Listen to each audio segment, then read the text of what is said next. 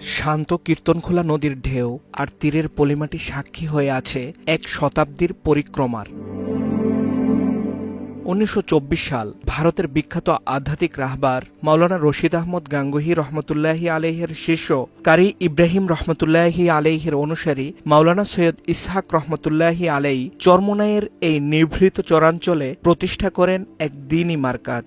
সেই ক্ষুদ্র মাদ্রাসা আর বার্ষিক মাহফিলই আজ পরিণত হয়েছে বিশ্বের অন্যতম মুসলিম জনসমুদ্রে।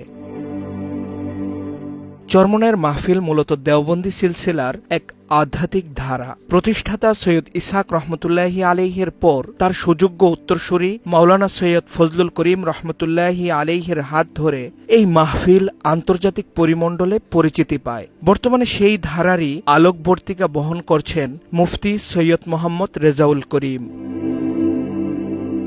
১০ বর্গ কিলোমিটার এলাকা জুড়ে ৬টি বিশাল মাঠ, নদীপথে শত শত লঞ্চ আর ট্রলারের নোঙর। দুর্গম চরাঞ্চলের এই প্রতিকূলতা কোনো বাধাই হয়ে দাঁড়ায় না লাখো মুমিন হৃদয়ের তৃষ্ণার কাছে। পীর সাহেবের উদ্বোধনী বয়ানের সেই অমোঘ বাণী নিয়ত পরিশুদ্ধ করে নিন, এখনও এই মাহফিলের প্রধান মূল মন্ত্র। চরমোনাইয়ের মাহফিলের বিশেষ বৈশিষ্ট্য হল এর শৃঙ্খলা এবং গভীর রাতের আধ্যাত্মিক পরিবেশ।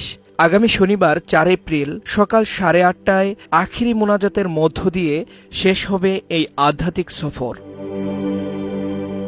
চরমোনাই এখন কেবল একটি ভৌগোলিক স্থান নয়, বরং লক্ষ লক্ষ মানুষের হৃদয়ের স্পন্দন। শতাব্দীর প্রাচীন এই ধারাটি কেবল ইতিহাস নয়, বরং হয়ে উঠেছে এক জীবন্ত আধ্যাত্মিক বিপ্লবের নাম। মুফতি জাকারিয়া হারুন, সময় সংবাদ।